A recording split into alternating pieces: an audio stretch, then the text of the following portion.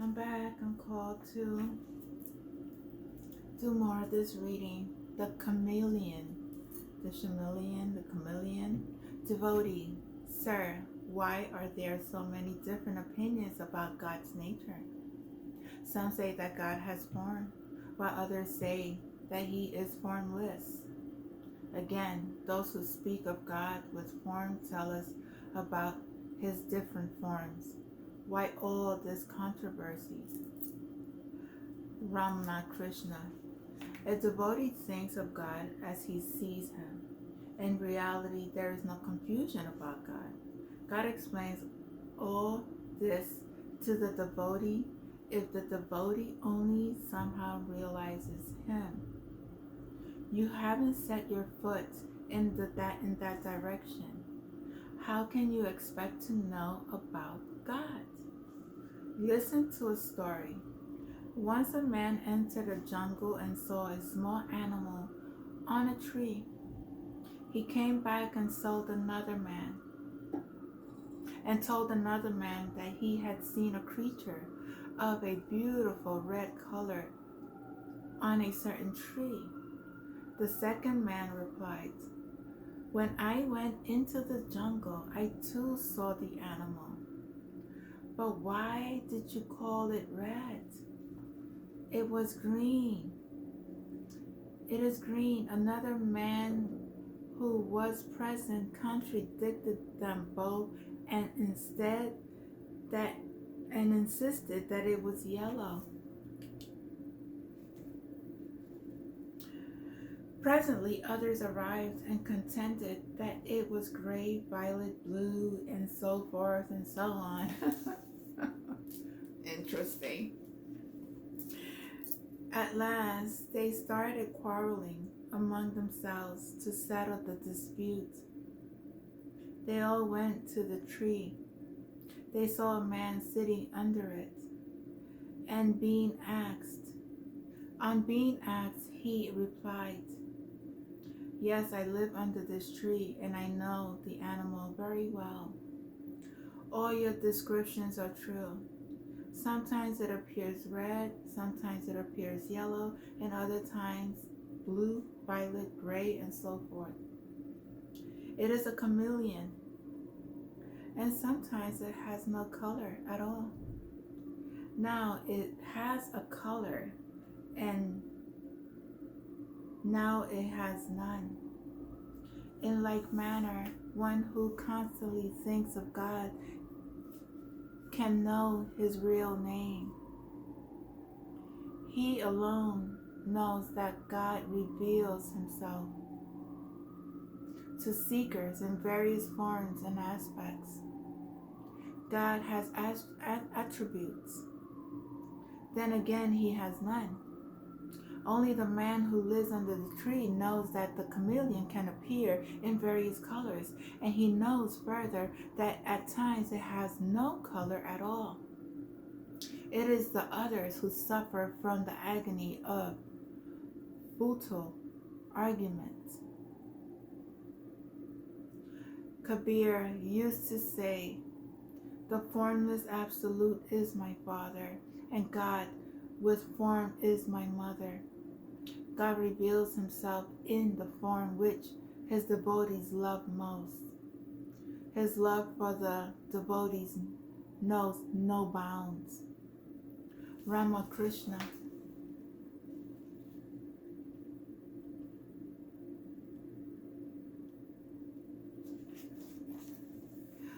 Who weeps for God? People shed a whole jug of tears for wife and children. They swim in tears for money. But who weeps for God? Cry to him with a real cry. Longing is like the rosy dawn. After dawn, out comes the sun. Longing is followed by the vision of God. God reveals himself to the devotee who feels drawn to him by his combined force of these three attractions. The attraction of worldly possessions for the worldly man, the child's attraction for his mother, and the husband attraction for the chaste wife. If one feels drawn to him by the combined force of all three attractions, then one can attain him. The point is to love God, even as the mother loves her child, the chaste wife her husband, and the worldly man his wealth. Join together these three forces of love, these three powers of attraction, and direct them all to God. Then you will certainly see him. It is necessary to pray to him with a longing heart. The kitten knows only how to call its mother, crying, meow, meow. It remains satisfied wherever its mother puts it, and the mother cat puts the kitten sometimes in the kitchen, sometimes on the floor, and sometimes on the bed. When it suffers, it cries, meow, meow. That's all it knows. But as soon as the mother hears this cry, wherever she may be, she comes to the kitten, Rama Krishna. How to live in the world. A devotee who can call on God while living in a householder's life is a hero indeed. God thinks, he who has renounced the world for my sake will surely pray to me. He must serve me. If there's anything very remarkable about it, is there anything very remarkable about it? People will cry shame on him if he fails to do so. But he is blessed indeed who prays to me in the midst of his worldly duties. He is trying to find me, overcoming a great obstacle, pushing away as it were a huge block of stone weighing a ton. Such a man is a hero. Live in the world like an ant. The world contains mixtures of truth and untruth, sugar and sand. Be an ant. Take the sugar. Again, the world is a mixture of milk and water, the bliss of God consciousness, and the pleasures of sense enjoyment. Be a swan and drink the milk, leaving the water aside. Live in the world like a waterfowl. The water clings to the bird, but the bird shakes it off. Live in the world like a mudfish. The fish leaves the mud, but its skin always bright and shiny. The world is indeed a mixture of truth and make-believe. Discard the make-believe and take the truth. Ramana Krishna. The Mother. The Divine Mother reveals to me in the Kali temple that it was she who become everything. Sorry, let me start this all over again. The Divine Mother revealed to me in the Kali temple that it was she who had become everything. She showed me that everything was full of consciousness. The image was consciousness. The altar was consciousness. The water vessels were consciousness. The door sill was consciousness. The marble floors was consciousness. All was consciousness. I found everything inside the room soaked as it were in bliss, the bliss of Satchi Chanda. I saw a wicked man in the front of the Kali temple, but in him also I saw a power of the Divine Mother vibrating. That was why I fed a cat with the food that was to be offered to the Mother Divine, to the Divine Mother. I clearly perceived that the Divine Mother herself had become everything, even the cats. Whatever we see or think about is the manifestation of the Mother, of the primordial energy, the primal consciousness, creation, preservation, and destruction, living beings and the universe, and further meditation and the meditator, bhakti, devotion, and prema, divine love. All of these are manifestations of the glory of that power. Brahman, the Godhead, and Shakti in the primal energy are like the snake, and it wiggles motion. Thinking of the snake, one must think of it wriggling motion, and thinking of wriggling motion, one must think of the snake. Or they are like milk and its whiteness. Thinking of milk, one has to think of its color, that is whiteness. And think of the whiteness of milk, one has to think of milk itself. Or they are like water in its sweetness and its wetness. Thinking of water, one has to think of its wetness. And thinking of the wetness of water, one has to think of water. The primordial power is ever at play. She is screaming, preserving, and destroying in play, as it were. This power is called Kali. Kali is Brahman, and Brahman is Kali. It is one and the same reality.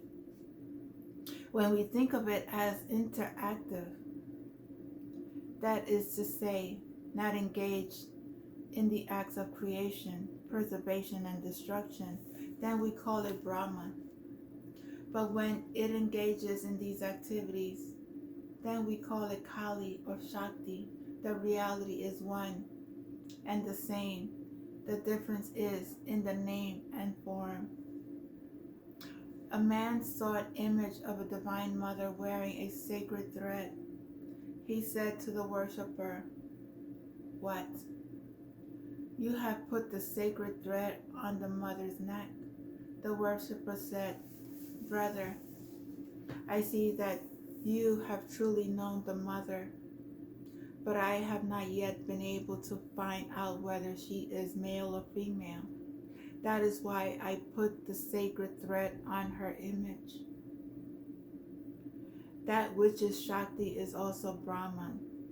That which has form, again, is without form. That which has attributes, again, has no attributes. Brahman of Shakti. Shakti is Brahman. There are not two. These are only two aspects, male and female, of the same reality, existence, knowledge, bliss, absolute. Ramana Krishna. Perfect awareness. The Brahmasha, I don't know how to say this word. Brahmasma, awakened being, is like a 5-year-old child. He sees everything filled with consciousness. At one time, I was staying at Karmapupar when Sharman, my nephew, was 4 or 5 years old. One day, he was trying to catch grasshoppers near the pond.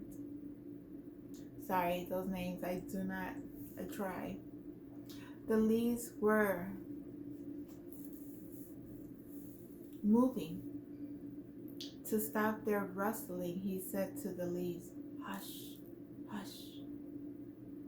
I want to catch the grasshopper." Another day, it was stormy. It rained hard. Shivaram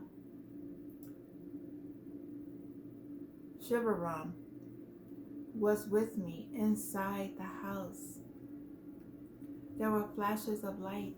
He wanted to open the door and go out.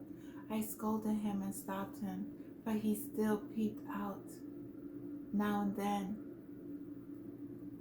when he saw the lightning, he exclaimed, "There, uncle, there are striking matches again." The Brahmamashma is like a child. He cannot distinguish between strangers and relatives. He isn't particular about worldly relationship. One day, Sharam said to me, "Uncle, are you my father's brother or his brother-in-law?" Sometimes the Brahmasham son behaves like a madman. When I experienced that divine madness, I used to worship my own sexual organ as the Shiva phallus. But I can't do that now. A few days after the dedication of the temple of the Dakshine War, a madman came there who was really a sage, endowed with the knowledge of Brahman. He had a bamboo twig in one hand and a potted mango plant in the other, and he was wearing torn shoes. He didn't follow any social conventions. After bathing in the Ganges, he didn't perform any religious rites. He ate something that he carried in the corner of his wearing cloth. Then he entered the Kali temple and chanted hymns to the deity. The temple trembled. The madman wasn't allowed to eat at the guest house, but he paid no attention to this slight. He searched for food in the rubbish heap where the dogs were eating crumbs from the discarded leaf plates. Now and then he pushes the dog aside to get his crumbs. The dog didn't mind either. Haladari followed him and asked, "Who are you? Are you a Ramadamani, Purnamani, I don't know how to pronounce these words, sorry, a perfect knower of Brahman?" The madman whispered, "Shh, yes, I am a Prunahani." Haladari followed him a great way when he left the garden. After passing the gate, he said to Haladari, "What else shall I say to you when you no longer make any distinctions between water of this pool and the water of the Ganges? Then you will know that you have perfect knowledge." Saying this, he walked rapidly away. Ramna Krishna. Worshipping the living God. We want to worship a living God. I have not seen anything but God all my life, nor have you. I have not seen anything but God all my life, nor have you. To see this chair, you first see God, and then the chair in and through him is everywhere saying, "I am." The moment you feel "I am," you are conscious of existence. Where shall we go to the God if we cannot see him?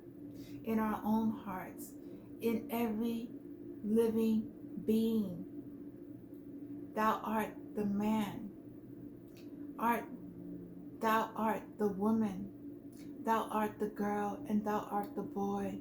Thou art the old man, pride of his strength. Thou art all those who exist, a wonderful living God who is only fact in the universe. who is the only fact in the universe. This seems to many to be a terrible contradiction of the traditional God who lives behind a veil somewhere and whom nobody ever sees. The priest only gives us an assurance that if we follow him, listen to their admonitions, and walk in the way they mark out for us, then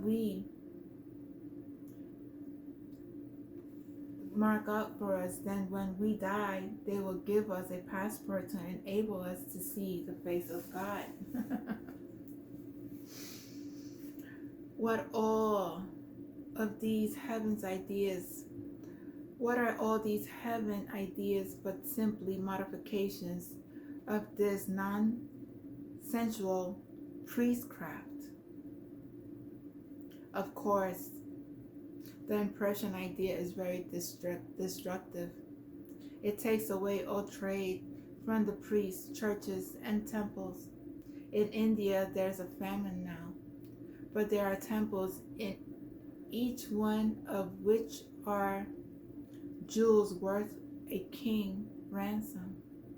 If the priests taught this impersonal idea to the people, their occupations would be gone. Yet we have to teach unselfishly without priestcraft. You are God, and you are God, and so am I. Who obeys whom? Who worships whom? You are the highest temple of God. I'd rather worship you than any temple, image, or Bible. Why are some people so contradictory in their thoughts? They are like fish slipping through our fingers. They say they are hard-headed, practical men. Very good. But what is more practical than worshiping? Here, worshiping you. I see you, feel you, and I know you are God. And Mohammedan says there is no God but Allah. Venta says there is nothing that is not God. It may frighten many of you, but you will understand it by degrees. The living God is within you, and yet you are building churches and temples and believing all sorts of imaginary nonsense.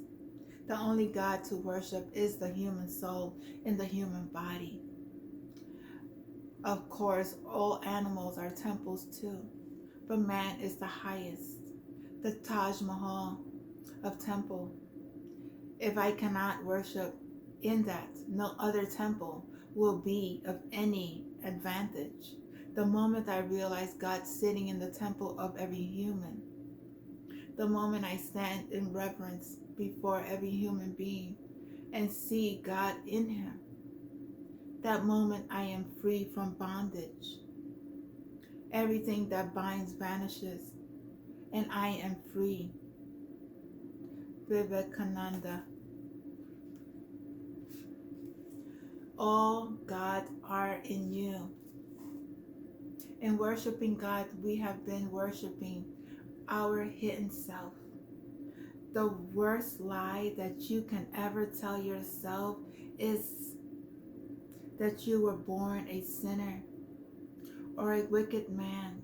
Suppose there's a baby here and you place a bag of gold on the table. Suppose a robber comes and takes the gold away. To the baby, it is all the same because there is no robber inside.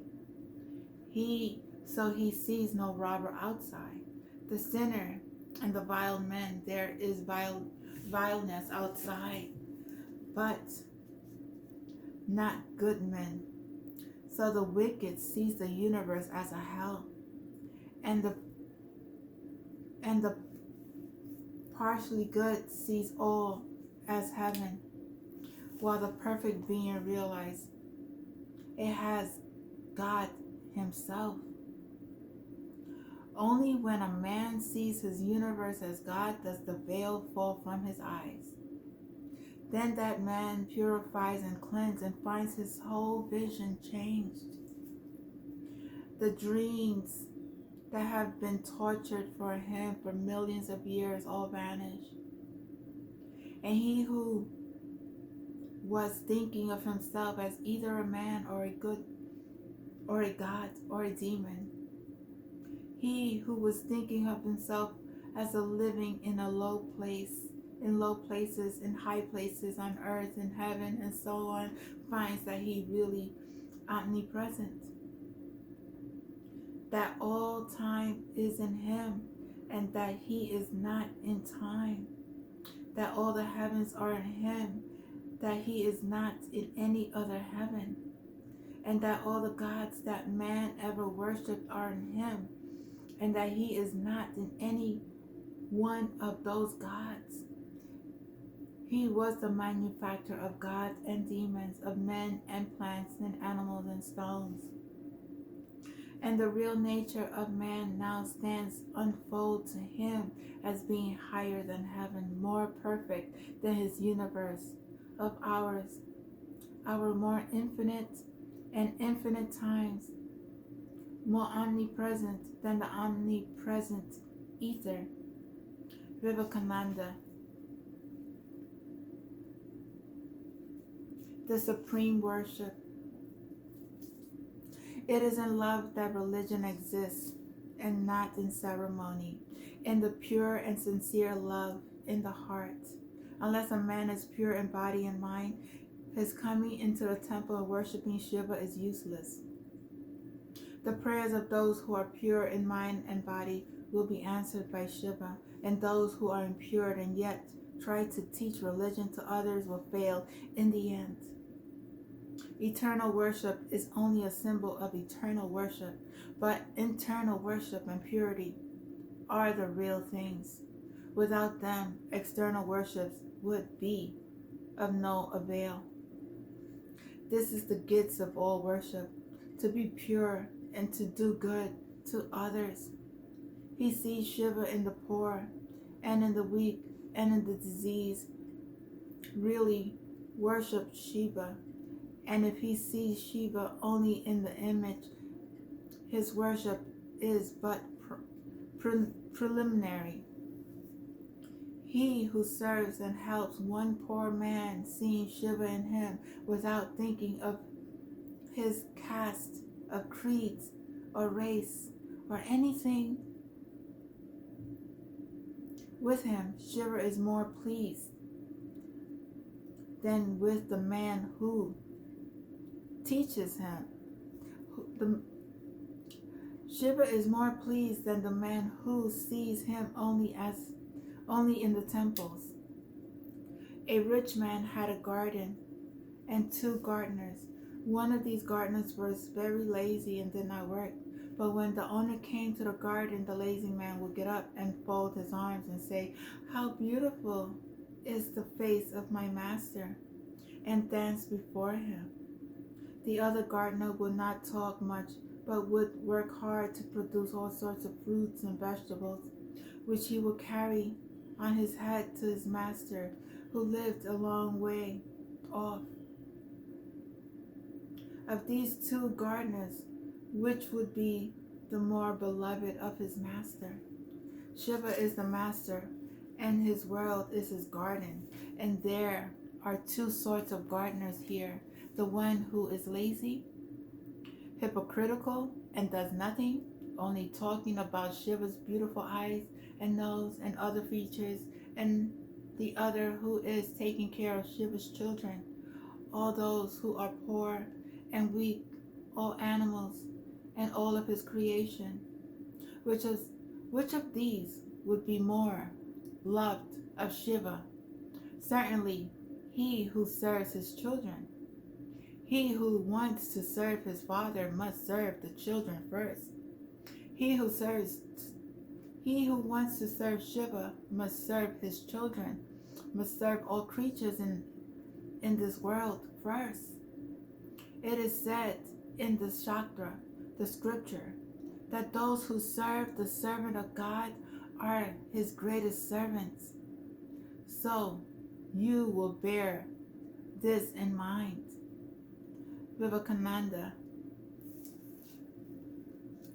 open secrets. No one can die. None can be degraded forever. Life is but a playground, however gross the play may be.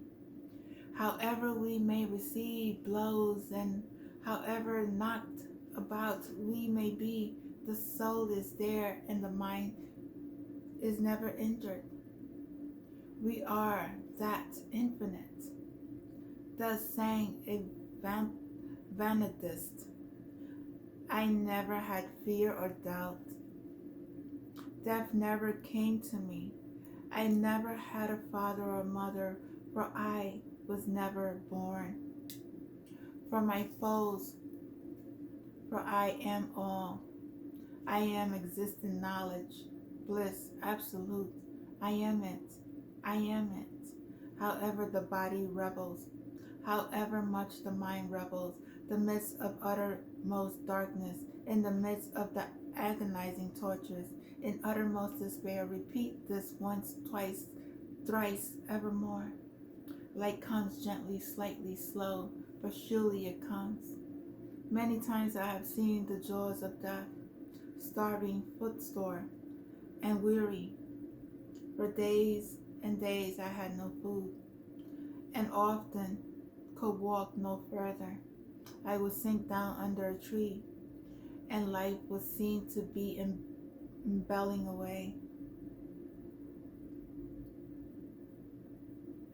away. I could not speak. I could not sacredly think. But at last the mind reverted to the idea, I have no fear of death. I never hunger or thirst. I am it. I am it. The whole of nature cannot crush me.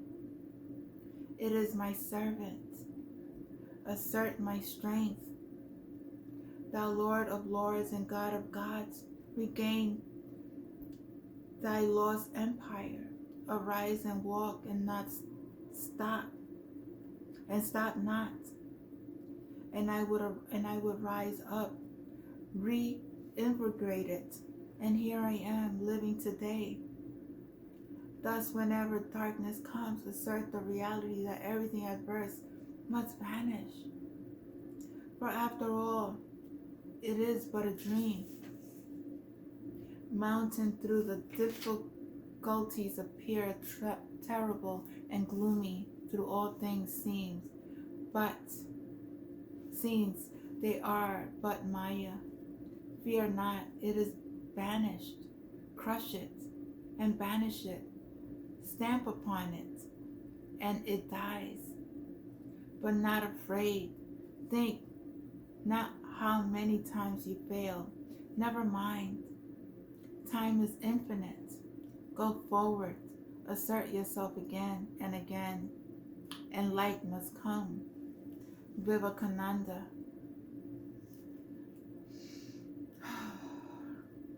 The sickbed, 21. When I woke up this morning, there was a rose in my flower vase. The question came to me.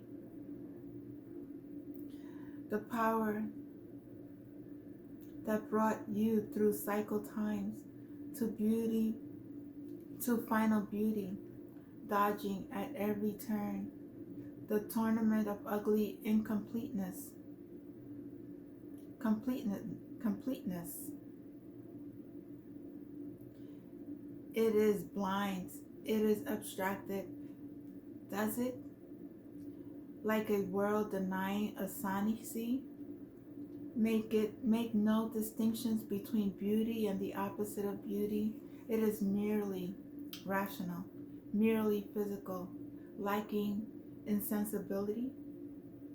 There are some who argue that grace and ugliness take equal seats at the court of creation, that neither is refused entry by the guards. As a poet, I cannot enter the arguments. I can only gaze at the universe, in its full, true form, at the millions of stars in the sky, carrying their huge, enormous beauty, never breaking their rhythm or losing their tune, never deranged, and never stumbling. I can only gaze and see in the sky the spreading layers of a vast radiant petaled rose. I'm not gonna attempt to say this man's name because it's like Rabindranath Tagore. I don't know. That's the best that I could say. Please forgive me. The nature of mind. Who am I? Do I have time? No. This is going to be the next reading. I love you guys. Please don't forget to share, like, and subscribe if this message resonates for you. I love you all. Namaste.